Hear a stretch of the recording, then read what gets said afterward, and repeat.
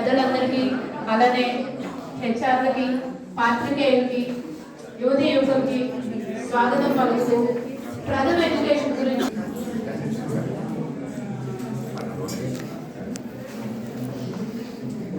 మేము ప్రథమ education foundation గత 12 సంవత్సరాల నుంచి స్కిల్లింగ్ లో వర్క్ చేస్తున్నాము. దానికి ఐటీసీ ఎంఎస్కే సిఎస్ఆర్ యాక్టివిటీ కింద ఈ ప్రోగ్రామ్ నడుస్తుంది సార్. గత 12 సంవత్సరాలు మాకు ఈ అవకాశాన్ని ఇచ్చినందుకు మీ అందరికీ ప్రథమ తరఫున కృతజ్ఞతలు తెలియజేస్తున్నాను. ముఖ్యంగా మండపేట కాలేజ్ వారికి, ఎంప్లాయ్మెంట్ ఆఫీస్ వారికి అందరికీ కూడా thank you very much sir. గౌరవనీయులు మన ఆనరబుల్ ఎమ్మెల్యే జోగేశ్వరరావు గారికి, అలాగే మారేడుపాక సర్పంచ్ గారికి, డిస్ట్రిక్ట్ ఎంప్లాయ్మెంట్ ఆఫీసర్ గారికి, అలాగే వీరాజ్ గారికి నమస్కారాలు. ఇక్కడ ఈ ప్రోగ్రామ్ ఆర్గనైజ్ చేస్తున్నటువంటి ప్రథమ్ వాళ్ళకి ధన్యవాదాలు. మా లెక్చరర్స్ అందరికీ కూడా థ్యాంక్ యూ. మీకు మండపేట డిగ్రీ కళాశాలలో గత 4 సంవత్సరాల్లో చాలా జాబ్ డ్రైవ్స్ కండక్ట్ చేశాం.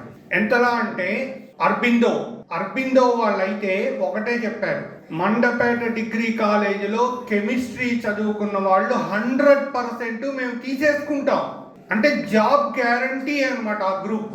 అలాగా ఈ సంవత్సరం 6 పంపించేసాం ఆల్రెడీ జాబ్స్ కి. అలాగే last year blue star, Daikin అంటే ఏసీలకు సంబంధించింది. ఇవన్నీ కూడా ఉద్యోగాలు పిల్లలకి ఇవ్వడం అనేటువంటి టార్గెట్ తోనే పనిచేస్తున్నాం. నేను మా స్టాఫ్ డే అండ్ నైట్ పిల్లలకి ఎలా వాళ్ళు బయటకు వెళ్ళేసరికి జాబ్ వచ్చేయాలి. They should go out with an employment letter in their hands. ఏదో సింపుల్ గా మార్క్ లిస్టులు డిగ్రీ కాదు. మా ప్రయత్నం ఏం చేస్తున్నాము, మీకు ఉద్యోగం అనేది చిన్న ఆటలాగో లేకపోతే ఎలాగో తీసుకోకండి. మీకు దాని విలువ తెలియడం లేదు. ఒక్కసారి కమల్ హాసన్ ఆకలి రాజ్యం సినిమా చూస్తే ఉద్యోగం బాధ ఏమిటో మీకు అర్థం అవుతుంది. అప్పుడు అలా ఉండేది. ఇప్పుడు మన దగ్గరికే వచ్చి ఉద్యోగం ఇస్తామంటున్నారు. మీరు 15,000, 18,000, 20,000 అని చూడకండి. కార్పొరేట్ సెక్టార్ లో the moment you join you are entitled for whole insurance of your family. ఇది గుర్తుంచుకో. మీకు పూర్తి ఇన్సూరెన్స్, భద్రత మీకే కాదు మీ తల్లిదండ్రులకి. హెల్త్ ప్రాబ్లం వచ్చినా, ఏ ప్రాబ్లం వచ్చినా వాళ్ళది రెస్పాన్సిబిలిటీ. పిఎఫ్ కట్ చేస్తారు, ఆ పిఎఫ్ మళ్ళీ మీకే ఇచ్చేస్తారు. మీకు తెలియదేమో, పిఎఫ్ మీద 8.33% ఇంట్రెస్ట్ ఏ బ్యాంకు ఇవ్వదు. అంతలా గవర్నమెంట్ ఏర్పాట్లు చేస్తోంది. అంచేత ఉద్యోగం అనేది గవర్నమెంట్ ఉద్యోగమే, ఉద్యోగం కాదు. ఇప్పుడు గవర్నమెంట్ ఉద్యోగాల్లో కూడా పెన్షన్లు లేవు. సో నా హంబుల్ రిక్వెస్ట్ ఏంటంటే అందరూ అటెంప్ట్ చేయండి, అందరూ ఏదో ఒక జాబ్ సంపాదించుకోండి. దానికి ముఖ్యం స్కిల్లింగ్. ఇప్పుడే మేడం గారు చెప్తున్నారు ఆటోమొబైల్ నేను నేర్పిస్తానండి పిల్లలకి అని. నేను పిల్లల్ని రెడీ చేసుకున్నా. ఎందుకు చెప్తున్నానంటే మీకు జాబ్ వెంటనే రావాలి. లేదు నేను పీజీకి వెళ్ళి చదువుతాను అని అందరూ అనరుగా. అందుకని మీ గురించి, మీ ఫ్యామిలీ గురించి ఆలోచించి జాబ్స్ లో జాయిన్ అవ్వండి, జాబ్స్ తెచ్చుకోండి. హ్యాపీగా మాకు కూడా చెప్పండి. మన కాలేజీలో నెక్స్ట్ ఇయర్ నుంచి మన కాలేజీలో బయటకు వెళ్ళారు అంటే ఖచ్చితంగా ఒక ఎంప్లాయ్మెంట్ లెటర్ చేతిలో పెట్టుకునే బయటకు వెళ్ళాలి. ఇది నా అండ్ మా స్టాఫ్ అందరి యొక్క ఆశ, ఆకాంక్ష. Hope you will enjoy your jobs. Thank you very much. మన డిగ్రీ కాలేజీలో జాబ్ మేళాకి చేసిన మన ఎమ్మెల్యే జోగేశ్వరరావుకి, మన లెక్చరర్ గారికి, మన ఈ యొక్క జాబ్ మేళాకి విచ్చేసిన టీచర్లకి, స్టూడెంట్కి, విలేకరులకి అందరికి కూడా నా యొక్క ధన్యవాదాలు తెలియజేస్తున్నాను.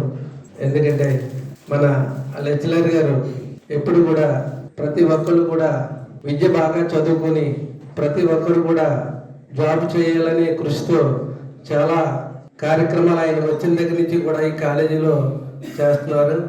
అలాగే ప్రతి ఒక్కరు కూడా చదువుకొని బాగా జాబులు చేయాలని మరి కోరుకుంటూ ఈ యొక్క కార్యక్రమానికి విచ్చేసిన మన ఎమ్మెల్యే జోగేశ్వర గారికి కృతజ్ఞతలు. మన జిల్లా మన నియోజకవర్గాన్ని రాజమండ్రిలో కలిపినందుకు వారికి కూడా మా తరఫున ధన్యవాదాలు తెలియజేస్తున్నాను.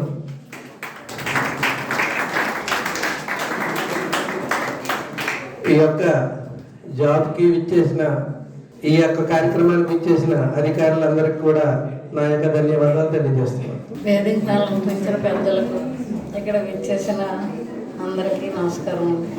మీరు జాబ్ మేళాకి వచ్చారు.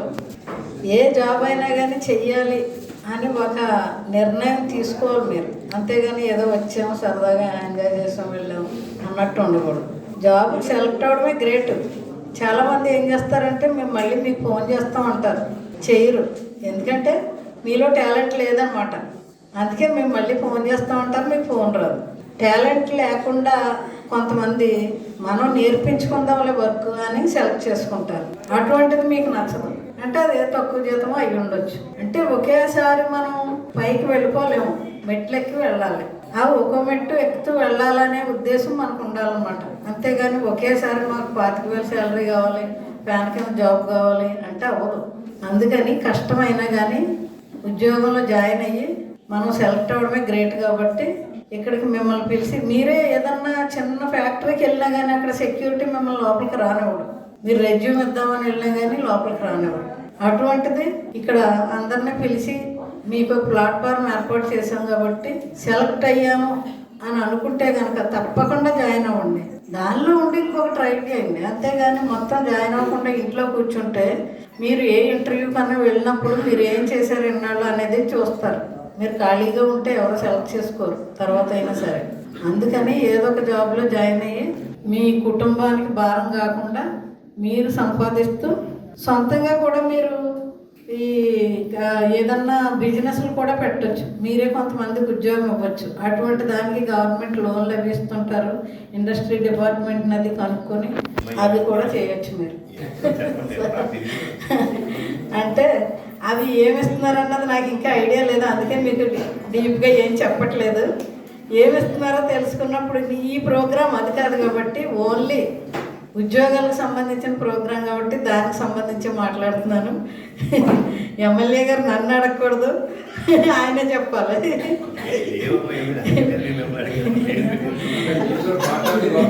నాకు ఈ అవకాశం ఇచ్చిన పెద్దలకు ధన్యవాదాలు తెలుపుకుంటూ మీరందరూ జాబ్లో జాయిన్ అవ్వాలని ఆల్ ది బెస్ట్ చెప్తున్నాను.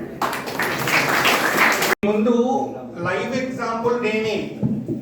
జాబ్స్ చిన్న పెద్ద అన్నదానికి నేను స్వీపర్ పోస్ట్ దగ్గర నుంచి స్వీపర్, అటెండర్, గార్డెనర్, వార్డెన్, అక్కడి నుంచి టీచర్గా జాయిన్ అయ్యాను అనుకోండి. గ్రూప్ 1, గ్రూప్ 2 అన్ని వరుసగా సెలెక్ట్ అవుతూ వచ్చా. ఒక్క ఉద్యోగం కూడా నాకు ఇవ్వలేదు. ఎందుకంటే 95కి ముందు బ్లైండ్స్ కొన్ని ఇచ్చేవారు కాదు. చివరికి ఒక స్వీపర్ ఇంటర్వ్యూతో స్టార్ట్ చేసి నేను సివిల్ సర్వీసెస్ IAS కూడా సెలెక్ట్ అయ్యాను. వాళ్ళు ఇవ్వలేదు అనుకోండి బ్లైండ్ అని. అంటే నేను IAS అవ్వాలని నేను అనుకోలేదు. బ్లైండ్స్ కూడా IAS క్లియర్ చేయగలరు. I am the first of India to clear IAS. మరి వాళ్ళు ఇవ్వకపోవడం అది వాళ్ళది, అది వదిలేయండి. అంటే నేను చిన్న ఉద్యోగం పెద్ద ఉద్యోగం అనుకోలేదు. సో మీరు కూడా అలా అనుకోకండి. స్వతంత్రంగా నిలబడడం ఇంపార్టెంట్. రిక్షా తొక్కే అతని వాల్యూ రిక్షా తొక్కే అతనికి ఉంటుంది. IAS officer value IAS. ఇప్పుడు నేను ఎంత చదివిన డాక్టరేట్ నాకు బాగా తెలిసిన రిక్షా నేను తొక్కగలనా? కాదు. అతనికి వచ్చిన సబ్జెక్ట్ నాకు రాదు, నాకు వచ్చిన సబ్జెక్ట్ ఆయనకి రాదు. సో జాబ్ మాత్రం వదలకండి, ఫ్రీ బర్డ్స్ కండి. Thank you. రీజన్ ఏంటి? సో ఇంటర్వ్యూ అటెండ్ అయినంతసేపు మాక్ ఇంటర్వ్యూస్ ఉంటాయి. సో ఈ రోజు మీకు రాకపోవచ్చు, కానీ నిరాశపడద్దు. మళ్ళీ ప్రయత్నిస్తేనే మనం ముందుకెళ్ళి ఇంటర్వ్యూని అనేది సక్సెస్ చేసి మన ప్రయాణాన్ని సాగిస్తాము. ఫస్ట్ అటెంప్ట్లోనే ఎవరు కూడా మనకి ఇంటర్వ్యూలో సక్సెస్ అవ్వరు. అండ్ మోర్ ఓవర్ ఇంకొకటి, ప్రతి ఒక్కళ్ళు మా మండపేటలోనే జాబ్ కావాలి అంటారు. ఇది అసాధ్యం. ఎందుకంటే మండపేటలోనే ఇంతమందికి జాబ్ ఇచ్చే ఫ్యాక్టరీస్ కానీ మ్యానుఫ్యాక్చరింగ్ యూనిట్స్ కానీ ఇక్కడ ఉండవు. సో మన మ్యానుఫ్యాక్చరింగ్ యూనిట్స్ ఎక్కడ ఉన్నాయి, మ్యాన్ పవర్ ఎక్కడ రిక్వైర్డ్, అక్కడ ప్యాకేజెస్ ఎలా ఉన్నాయి, సో ఆ యొక్క ఫ్యాక్టరీ యొక్క కంపెనీ యొక్క హిస్టరీ ఏంటి, ఇవన్నీ తెలుసుకొని మీరు హెచ్ఆర్ని చూస్ చేసుకోండి. మీ దగ్గరికి మేము హెచ్ఆర్ని తీసుకొస్తున్నాం. సో మీకు కావాల్సిన బెనిఫిట్స్ కానీ, మీకు కావాల్సిన ప్యాకేజ్ కానీ, ఆ లొకేషన్, ఆ కంపెనీ హిస్టరీ, ఇవన్నీ మీరు సెలెక్ట్ చేసుకొని ఆ హెచ్ఆర్ దగ్గరికి ఇంటర్వ్యూకి వెళ్ళండి. మేబీ ఇప్పుడు సెలెక్ట్ కాకపోతే నెక్స్ట్ టైంకి ఇది లెర్నింగ్గా తీసుకొని ముందుకు వెళ్ళాల్సిందిగా కోరుతున్నాము.